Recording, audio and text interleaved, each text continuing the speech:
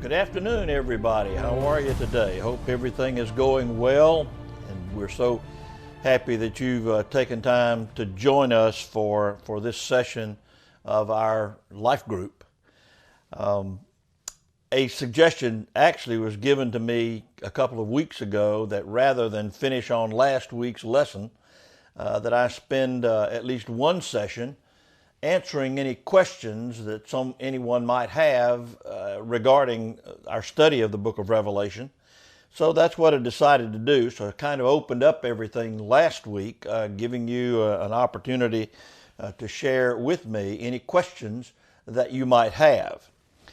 We did receive a couple of questions, and then I've found a couple of others that are pretty commonly asked that I wanted to share with you today. So I have four major questions that I'm going to address in today's lesson. And I hope that this will kind of wrap everything up as far as the book of Revelation is concerned. The very first of these questions that came to me from one of our class members last week was this. Now that the study is over, could you actually give us a complete timeline of all of the events that will take place that have been described in the book of Revelation? So I'm going to do that today, and I'm going to share with you a graphic that's going to stay up a pretty good while. So if you want to copy that graphic or sketch it down in your notebooks, you can certainly feel free to do so. It kind of has a lot of things in it, so you'll want to watch it carefully, and I will point out some other aspects of that timeline that I think will be important to you. So bear with me here. Here is the timeline called the Great Tribulation Timeline. It will look at everything that we have here in the book of Revelation that's described here, and it covers just about everything. Let me go at it from the very beginning. I'm going to use my little pointer here to show you exactly what is happening. Well, my pointer went away, but let me see if I can get that back. In the meantime, let me just share with you, as you go to the far left of this graphic, you will see a cross. Now that cross represents the Christian era, the era in which we actually live now. It is the time that the Christian church will thrive. And the point at which Christianity will attempt to evangelize the world. And then you will see a line, a vertical line, that represents the rapture. Now, the rapture, as we know, is mentioned in 1 Thessalonians 4, 15 through 18, and 1 Corinthians 15, 51 through 53. Now, to be quite honest with you, just a bit prior to the rapture, where you see this little fish hook there just in front of the rapture, that it kind of represents the birth pains that are mentioned in the Bible. If you read Matthew chapter 24, verses 3 through 8, you will be reading what is actually known as the Olivet message. The passage where Jesus sat down on the Mount of Olives and spoke with his disciples, sometimes known as the Olivet Discourse. In that Olivet Discourse, he talks about these are the signs that you must look for, and they would be signs of like a woman in labor. These would be the labor pains. These are the wars and rumors of wars and famines and earthquakes that you would experience in the world as the pains leading up to the beginning of the end time. So that will occur just before the rapture. It's likely, quite frankly, that those may be the days in which we find ourselves today. We certainly don't find ourselves beyond the rapture because that has not occurred. Otherwise, we wouldn't be here. So I think we're really in the birth pains time. We do see a lot of earthquakes happening around the world that have happened over the last few years, some in kind of remote and distant places. We've also seen famines in certain parts of the world. We've seen all kinds of events that have occurred that tend to lead us to believe, at least, that we are living in the time of the birth pains. Now, when the rapture occurs, of course, the church will be taken out of the world. Christians will be raptured to heaven. We will take on a new kind of body, I'm sure, to live that particular period of time with Christ in the heavenlies. It is just after the rapture that we can begin to see the tribulation begin to occur. It will occur beginning with the rapture and will occur for 7 years. Now, we do know from our study of Revelation that the first 3.5 years, that period that you see noted as Revelation 6:1 through 10:11, will be principally a period of peace. The scroll judgments will occur at the very beginning of that time, right after, I think, the rapture occurs, which will be a summary of what is going to happen in a much more calculated manner during the last half of the tribulation. The scroll judgments, as you may recall, begin with the 4 horsemen of the apocalypse, representing peace, the white horse, and then war and famine and death. Those occur in a very limited fashion during these first 3.5 years, because that peace, remember, is going to be overwhelming during this 3.5 years. We will experience peace during that whole time, even though these other events represented by these horses will be occurring. They will occur on a very, very limited basis during that first 3.5 years. Beginning also with the rapture, it's not on this particular graphic, but if you wanted to put a line down, or a long parenthesis down below rapture and extend it all the way over to the line that says second coming, that is actually Daniel's 70th week that we see described in the book of Daniel. The book of Daniel, we know, is a very image-based book, a prophecy of these end times, and it represents this tribulation period from the beginning at the rapture to the end at the second coming of Jesus. Then after 1,260 days, 42 months, 3.5 years, we come to the mid-trib period. Now, the mid-trib period represents the time that the Antichrist, even though he has been around, he's the one that's actually negotiated this peace that has occurred during the first 3.5 years. But it is at the point of mid-tribulation that the Antichrist then begins his abomination of desolation, which is both mentioned in Daniel and in the book of Revelation, and he sits in the temple where the sacrifices would have occurred. That is the abomination of desolation. He sits there. The image of the beast is set up. He is ruling from that temple in Jerusalem at mid-trib. And then for the next 3.5 years, he will rule supreme in the tribulation. Now, it is during this latter 3.5 years, that we see the trumpet judgments. We know that the seventh scroll judgment will occur right at mid-tribulation.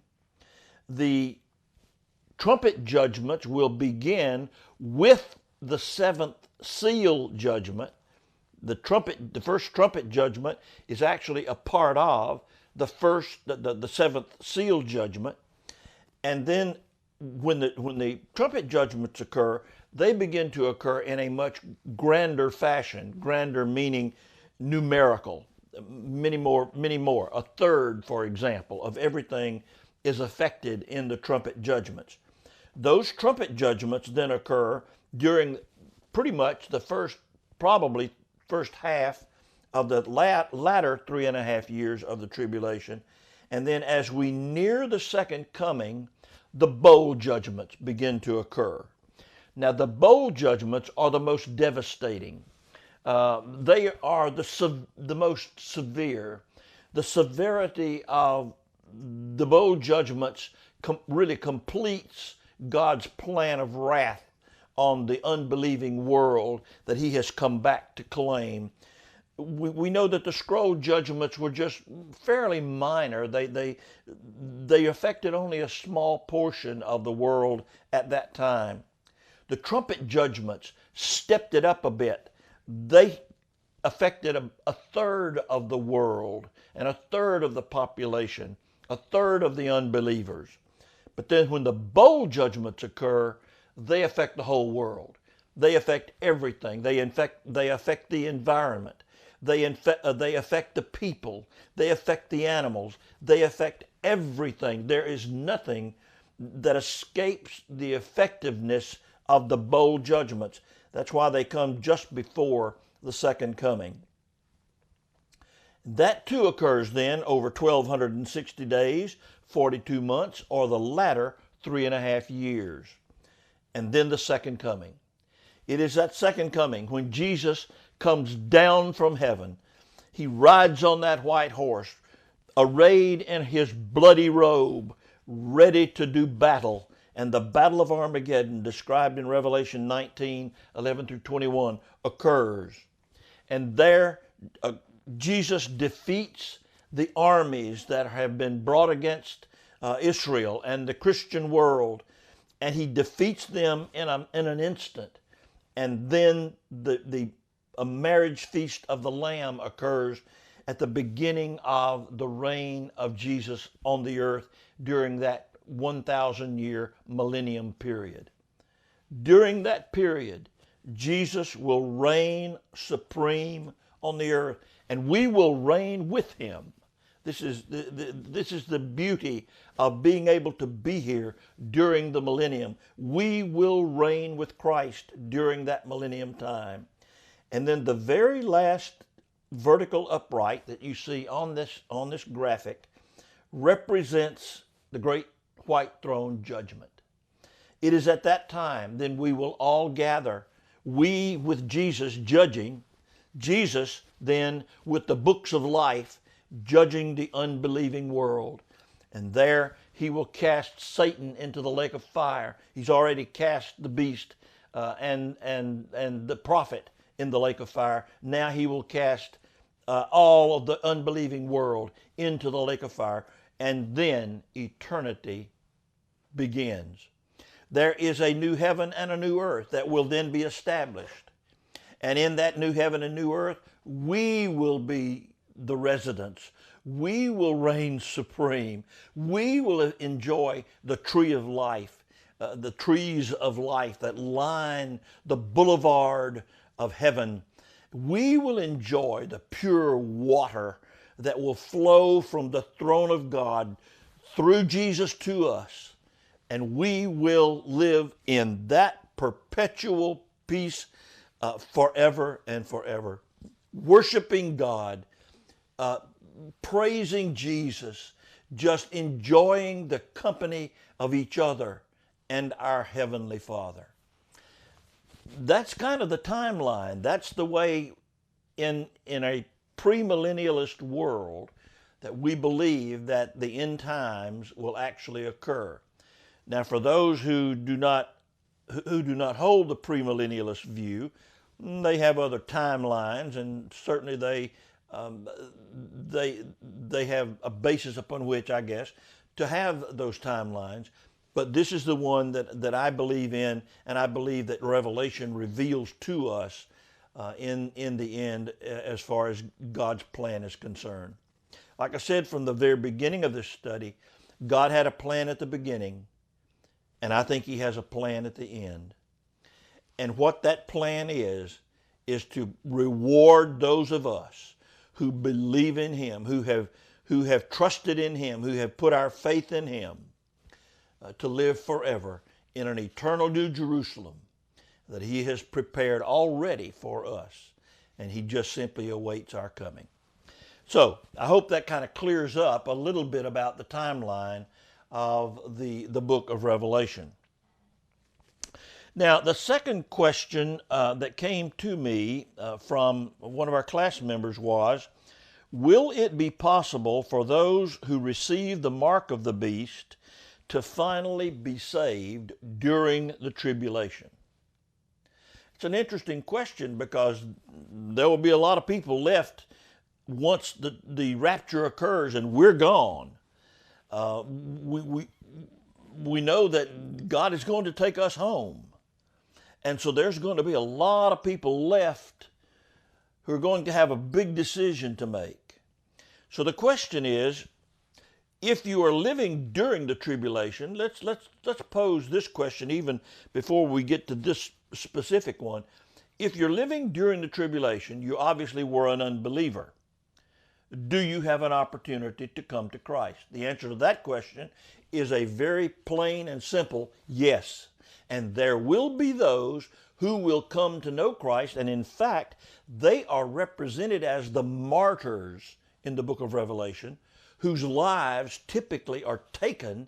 They are martyred because they have finally seen the light. They have come to Christ. They know Him as their Savior. They are ready to enjoy the benefits of the New Jerusalem, and they have made that right decision even though they made it late.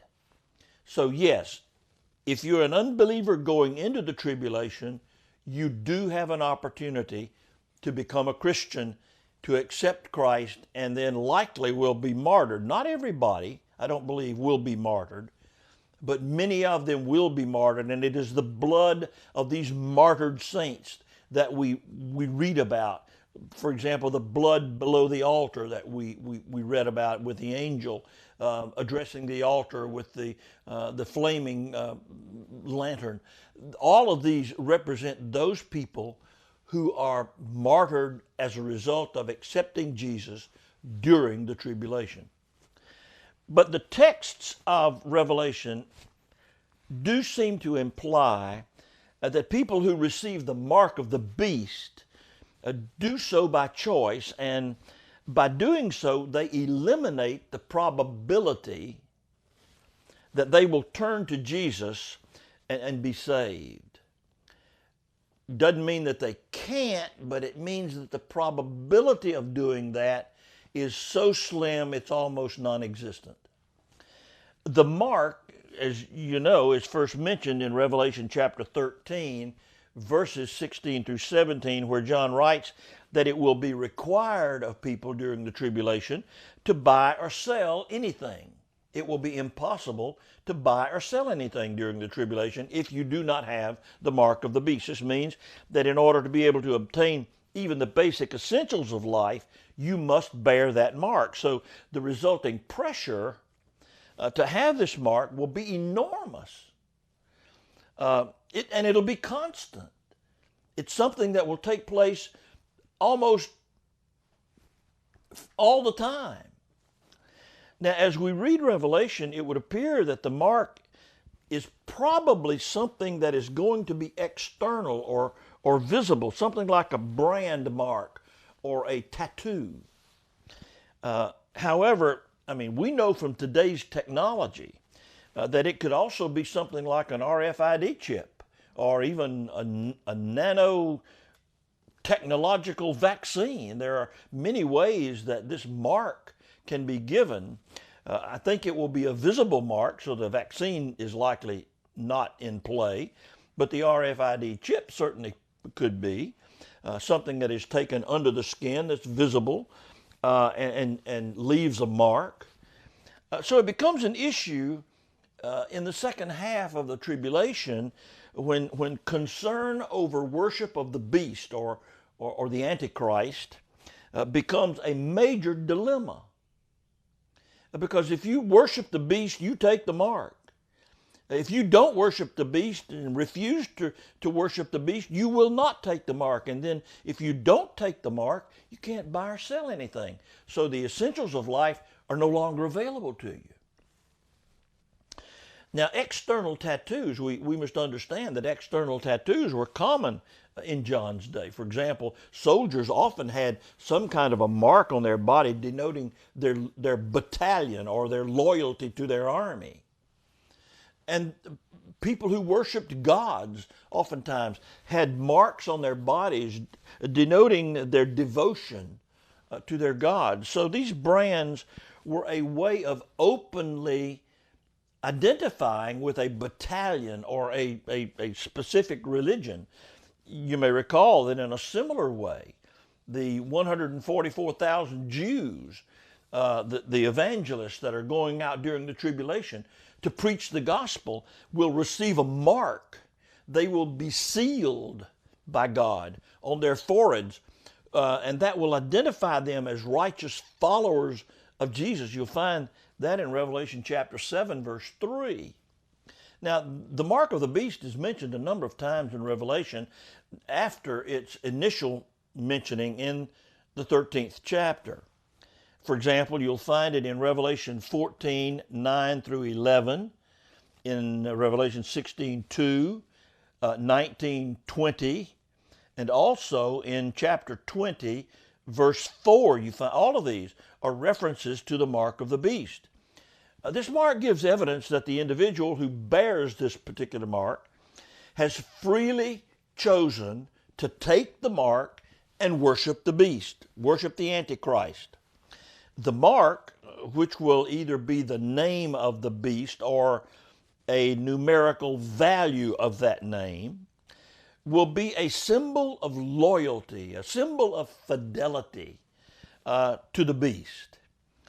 A person will be saying to the world, I love the beast. I am devoted to the work of the beast. I'm a missionary for the beast. And having the mark and worshiping will simply go together. They can't be separated. The identity is really more than an identity. It is more than an indication of your loyalty. It is just who you are. It's an indication that anyone without the mark will not worship the beast.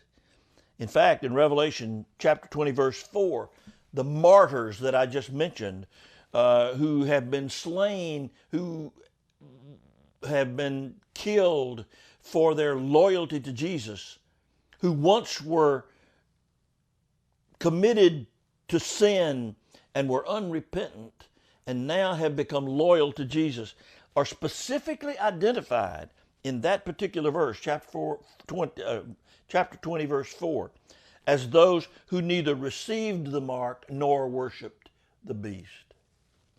Now in Revelation 14, 9 through 11, there is a special angelic announcement that is made that warns the beast worshipers of the coming undiluted wrath of God. So they are warned. The unbelievers, even those who take the mark, are warned that if you worship the beast, you are going to suffer the consequences. You're going to suffer the judgment of God. Also, it appears to be a warning to the people on earth who are tempted to avoid these great economic hardships and wrath of the beast by taking the mark. Perhaps those who have not yet taken the mark, being pressured to take the mark, but understanding that if they do, they have been warned. It is not as though the unbelieving world was not warned from the very beginning. We've known about the warnings of Revelation since this book was written in the 1st century A.D. So they've been warned, they've been told that God's wrath is far worse than any wrath you're ever going to experience here on earth. It is the clear conclusion that if they choose to align themselves with the beast, that they too will experience God's wrath. And God's wrath will indeed be poured out on the beast and his followers in that vengeful, undiluted final series of bowl judgments that we read about in Revelation 16. So the conclusion is that those who make the willful choice of taking the mark of the beast and thus worship the beast will experience the wrath of God, and they will not be eligible for the salvation of God. Now, another question that was asked of me was, what role do the Jews play in Revelation? This is an interesting question, and it's one that many people have asked, and I think in order to answer this particular question, we really must go back a bit and look at several aspects of prophecy. Let's start, I think a good starting place will be the prophecies that are currently being fulfilled. So follow me on this. The first prophecy that I think is currently being fulfilled or has begun to be fulfilled is this: the Jewish people will be regathered in unbelief from the four corners of the earth.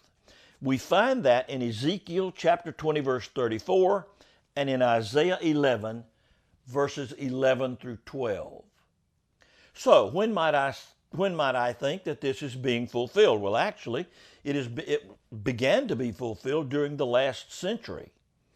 The first returning Jews to Palestine actually came during the 20th century, primarily from Eastern Arab countries.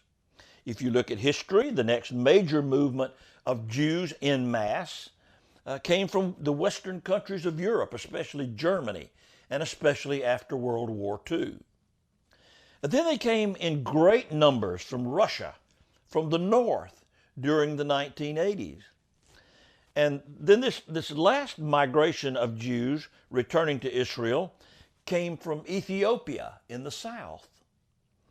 So we know from history that these migrations have been taking place, and there has been a widespread migration of Jews back to Israel. There have been many Americans who have gone back to Israel. And so the returning migrations have seemed to fulfill, or at least are fulfilling, this prophecy that we see in Ezekiel and in Isaiah. Now, the second prophecy is that the state of Israel will be reestablished.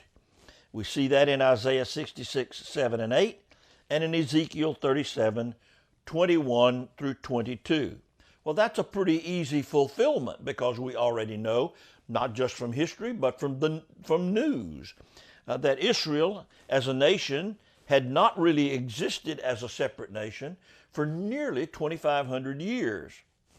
But on May the 14th, 1948, a new sovereign state was enacted or declared by an act of the United Nations, and that state was Israel. So the state of Israel was reinstated, was reformed, was reborn in a single day on May 14, 1948. That prophecy has now been fulfilled. The third prophecy is that the Jews will once again reoccupy the city of Jerusalem. That is prophesied in Zechariah chapter 8, verses 4 through 8. That fulfillment came on June the 7th, 1967, the infamous 6 Days War, when Israeli forces entered Jerusalem once more, defeating the Egyptian forces, and they were able to retake Jerusalem, and now they do occupy that. And as you know, recently, President Trump moved our embassy from where it was located in Tel Aviv to the capital city, the new declared capital city of Israel, which is now Jerusalem. The fourth prophecy, the land of Israel will be reclaimed from its desolation, becoming once again a land of agricultural abundance. That is prophesied in Ezekiel chapter 36, verses 34 through 35. Now, if you've not gone to Israel, you may not understand or know that this prophecy has been being fulfilled also since the last century. Israel has been marvelous in its ability to become a self-supporting country. And quite frankly, as far as I know, and unless someone can correct me, I don't know of another country in the world that is self-supporting, dependent on no other nation to provide the commodities that are required to sustain life like Israel does. They have their own food supply, their own water supply, their energy supply, everything that they need to sustain life as a nation, they are able to provide for themselves. So it would appear then that this prophecy then has already been fulfilled or is certainly being fulfilled today. The fifth prophecy is that the Hebrew language will be revived from the dead. Well, Hebrew is pretty popular in the Middle East, certainly in Israel and in the Palestinian area. We find that prophecy in Zephaniah chapter 3, verse 9, and it has been being fulfilled beginning in the 19th century all the way through the 20th century and even today. Hebrew is still an extant language, still being spoken today, still being understood today, and still the common language of the Israeli people. The sixth prophecy is that all the nations of the world will come together against Israel over the issue of the control of Jerusalem. Now, the Israelis may occupy Jerusalem today. That prophecy is found, by the way, in Zechariah chapter 12, verses 1 through 3. But that is a prophecy that is currently occurring. It is a prophecy that we see happening as we speak.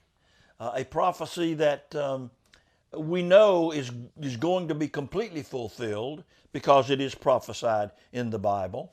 But we are seeing that fulfillment even as we live today.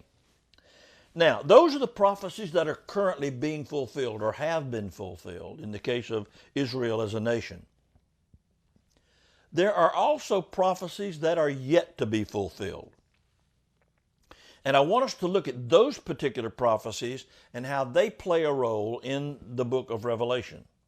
The first of these is that an Arab alliance will attack Israel in a coordinated attempt to destroy the state of Israel, but it will be soundly defeated. That's found in Zechariah 12:2. Now, that could very well be an identification of the Six-Day War. There were several Arab nations that did come against Israel in that war, but by and large, I think it's more referring to what is going to occur near the end of the tribulation. A time when an Arab alliance will once more occur, a major alliance will occur. They will join with other nations, perhaps like Russia and or China, and they will come in an alliance against Israel. The second prophecy yet to be fulfilled, there is for a time Israel will dwell in security and prosperity. That is found in Ezekiel chapter 38, verse 11. And we know that is pretty much the case today. Israel is fairly secure, but they have to stay on their toes to remain so. They are fairly prosperous. They are a nation that is scientifically intellectual. They are producing goods and services and intellectual properties today, the likes of which really have not been known in their history. And so they are prospering, but they have to maintain a real sense of security. They have a wonderful defense force that helps them with that security. The third prophecy is a coalition, perhaps led by Russia and consisting of the traditional enemies of Israel, likely to be Muslim nations, will actually invade Israel. That is found in Ezekiel 38, verses 1 through 17. Now this coalition, as we know, is going to be supernaturally destroyed by God. That's really what can be found in Ezekiel 38:18 following, and then in Ezekiel 39 verses 1 through 8.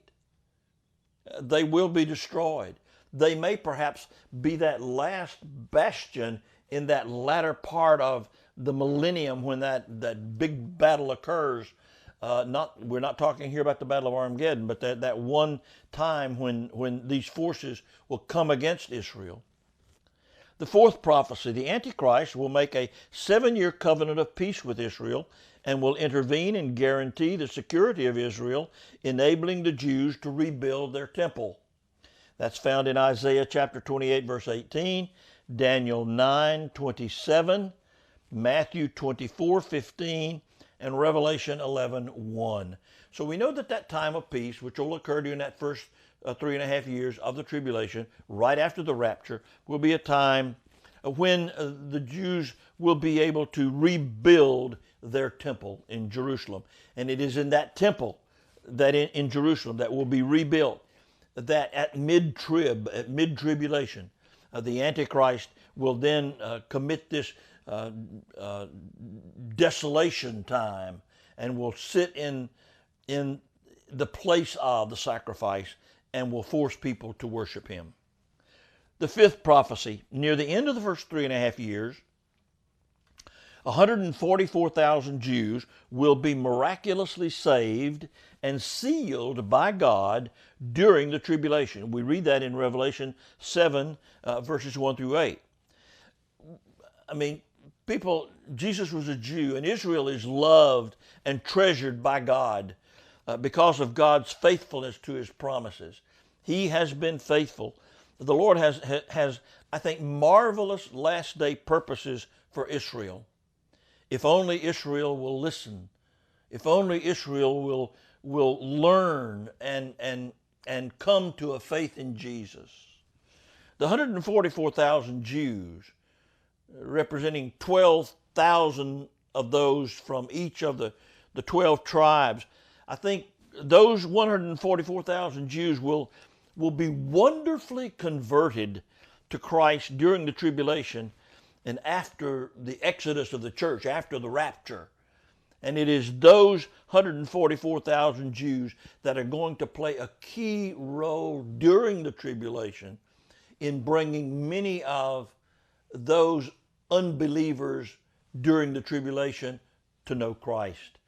And many of those will be martyred.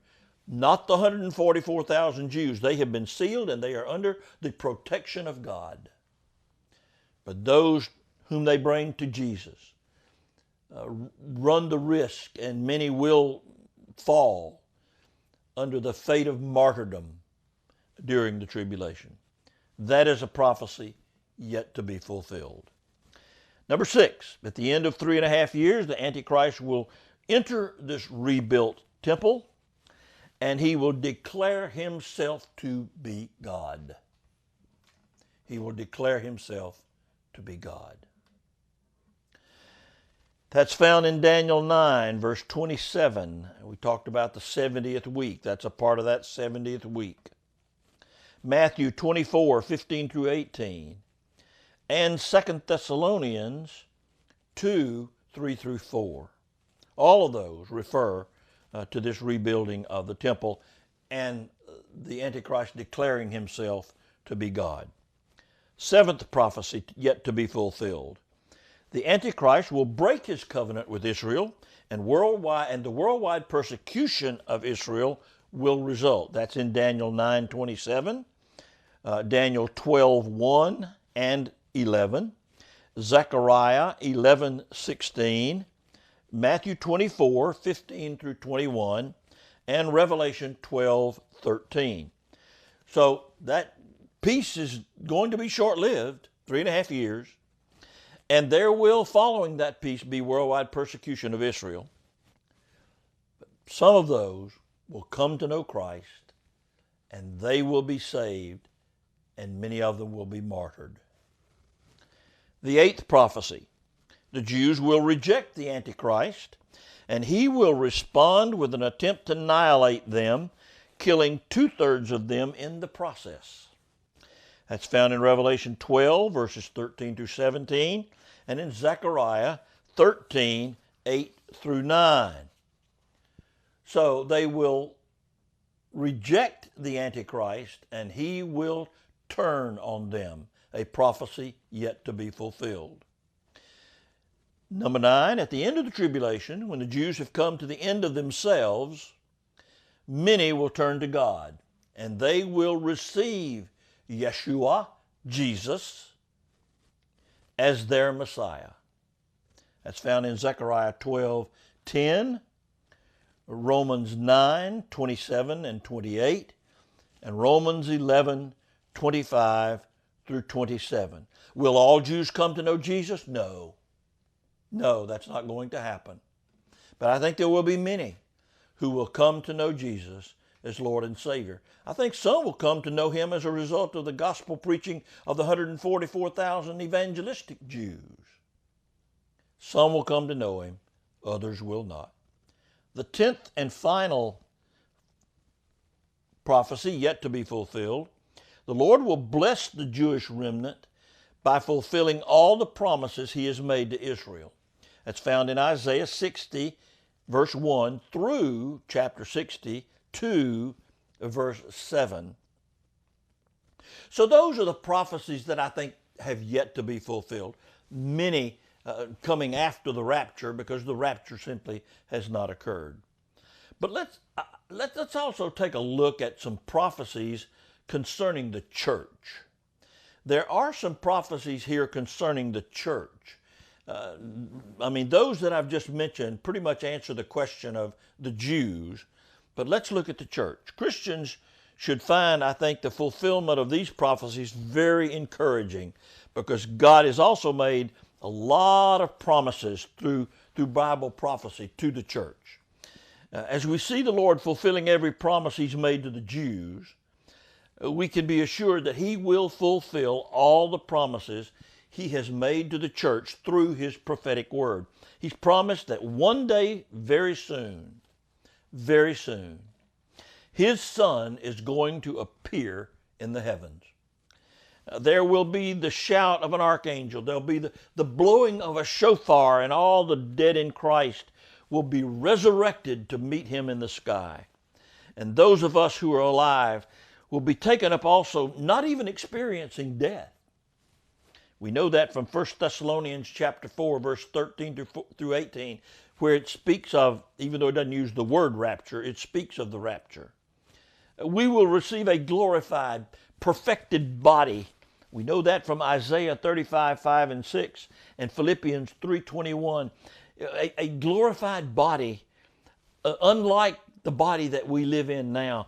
We will return to heaven with the Lord to await the end of the tribulation that we see in John 14.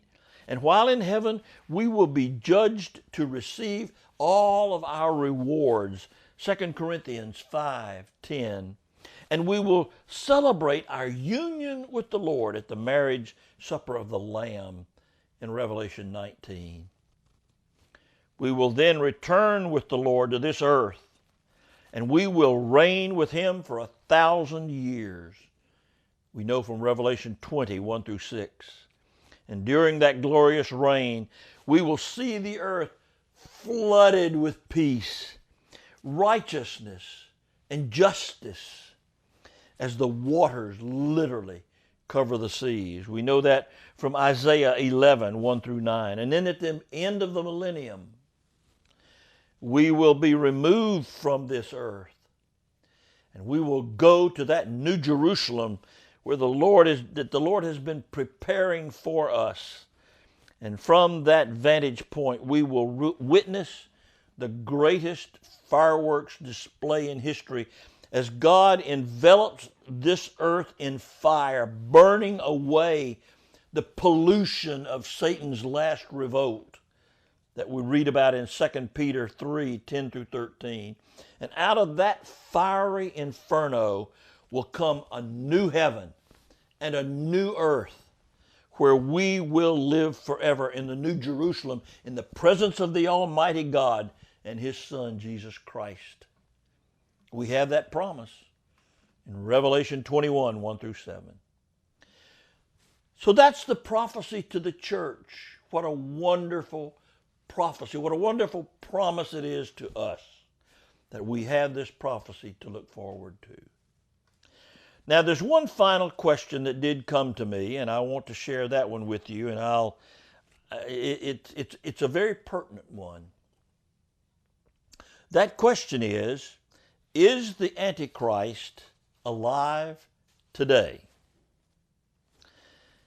Probably, this is one of the most asked questions of all time. And if one reads current end-time posts and writings, it seems that many are concerned about this question. There's even been much talk recently on the internet informing us that the Antichrist is in fact alive today. And those people making such declarations normally claim that God has revealed this to them through some intuition or a dream or a vision. There are even those who think they know his age and they even know who he is. Some of these claims of knowledge about the Antichrist seem to be based on 2 Thessalonians 2:6, where the Apostle Paul states that he will be revealed in his time.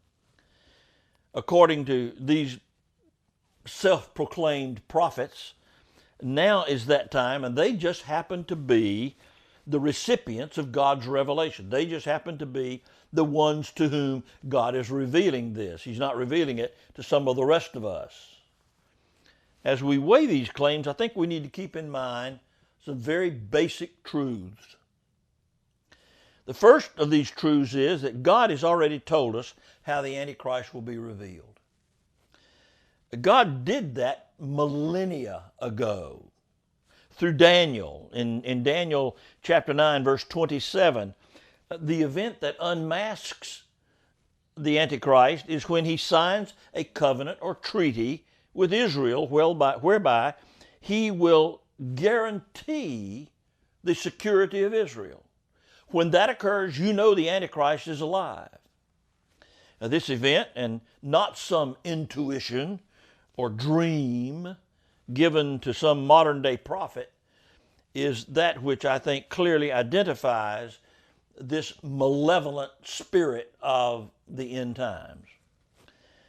To try to convince us that God is hinting at the identity of the Antichrist even before the Daniel event occurs seems either arrogant or somewhat delusional, but certainly not biblical. Now, second, we should recall that Satan has a real problem on this matter of the Antichrist. The problem is that even Satan does not know when the end times will begin. Now, in Mark chapter 13, verse 32, we read, "Now concerning that day or hour, no one knows, neither the angels in heaven nor the Son, except the Father." So if the angels or the Son do not know the timing of the end time events, we can be sure that Satan does not know either. And yet, in spite of not knowing the time when the tribulation starts, Satan really must have a man in place at all times. Because when God takes the church out of the world at the rapture, Satan must be ready to go and step in by having this man in place for all of the end time activities. He'll want to get started immediately. So, I really think the answer to this question, is the Antichrist alive today, is both yes and no. Yes, only in the sense that I think Satan has identified some Western leader that is available to him to use for this purpose. We already know that the Antichrist will come from the old Roman Empire. That's been prophesied in Daniel as well as in Revelation. You look at Daniel 7 and you understand that. But the answer to this question is also no. in that he will never be revealed until the covenant is signed, starting the 7-year period of the tribulation. So when or if someone claims to have knowledge that the Antichrist is presently alive, and or that they know who he is, his name, his identity, or his age, then my suggestion is walk away and do not believe them. Now, they have no such knowledge. Their claims are false, and they're no more than false teachers or wolves in sheep's clothing. Now, those were the questions that I wanted to get to today, and I really appreciate your being with us for the entirety, now 30 sessions, of this study of the book of Revelation. Let me remind you, and I have a couple of them here behind me, of a couple of books of mine that are available on Amazon if you'd like to read those or to pick them up. They are available there. You just put my name in the search box and they will come up. I would appreciate you reading those. There's a lot of effort and time and has been spent on producing these books, and I think you will enjoy reading them. Periodically during this time, there has been an email address, I hope, that has popped up for you to see. I would appreciate any comments that you have being directed to that email address. Now, we're going to continue our studies next Sunday, but next Sunday I'm going to do something a little different. A number of people have over the years talked to me about versions of the Bible. They know that I typically teach from the Greek New Testament and the Hebrew Old Testament. But they wonder what English versions are best to use. And I'm going to address that issue next Sunday. I have selected 5 or 6 versions of the Bible that I'm going to talk about next Sunday, and I'm going to give a little bit of history of them. And I will talk a little bit about the advantages and disadvantages of each and how each might best be used. So I hope that you'll join us for that study next Sunday afternoon at the same time. Thank you for joining us today and being a part of what I think has been a wonderful, wonderful study of the book of Revelation. I look forward to seeing you next week. So long.